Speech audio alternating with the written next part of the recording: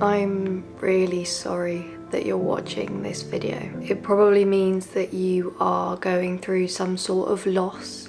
That doesn't necessarily mean somebody has passed away.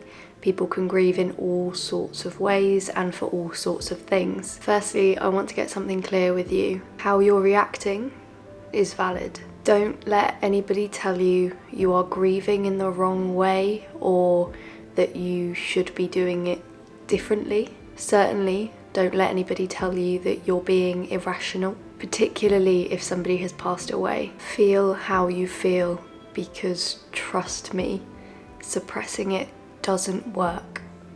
When we grieve or lose somebody, particularly when they pass away, we finally understand how finite life is, and that's a really scary thing to come to terms with. Not only have you probably lost someone very, very close to you, but you're also probably now concerned about losing other people around you, or you're questioning what the meaning of life really is if it can end so abruptly. I wish I could take those feelings away, but they are all completely normal to think about right now, and give yourself some credit. Right now you might be asking yourself, how long will this last? How long does grief last? And I wish I could answer that for you. Grief, unfortunately, clings on like a vine. It doesn't like to go anywhere. It becomes part of you and part of your identity quite often. It won't go anywhere, at least not for a long time and not without a lot of work. And even then, even when you do feel a little better in yourself in years to come, it will still be there, like a shadow. Grief, like love, demands to be felt in varying degrees depending on your mood and what you're doing. If you're new to a grief journey, I wish I could give you some more optimism, but unfortunately you've gone through one of the worst things we can ever experience as human beings. People often refer to grief as the price we pay for love, and that is something I certainly cling on to when I think about my grief. If grief is the price I pay for having loved that person in the first place, then so be it.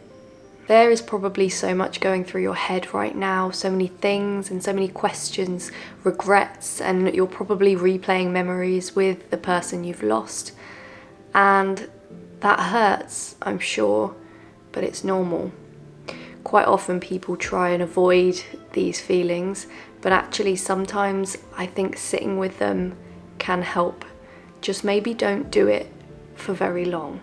We all grieve completely differently. No two people grieve the same. We all have different experiences with losing people or losing something. We do have this unity in this human experience where we have an innate fear of death, and when we lose someone, it is solidified. Grief isn't pleasant, it isn't a nice feeling, but with time, and I mean a lot of time, you might find that the pain eases and you can remember who you've lost in a way that is happy rather than sad. Grief doesn't go away, as I've said, and I wish I could tell you differently, but it does evolve and it does change, and grief, oddly enough, does become love again. Just give yourself some credit and be kind to yourself, and maybe find a community of people who are going through the same thing.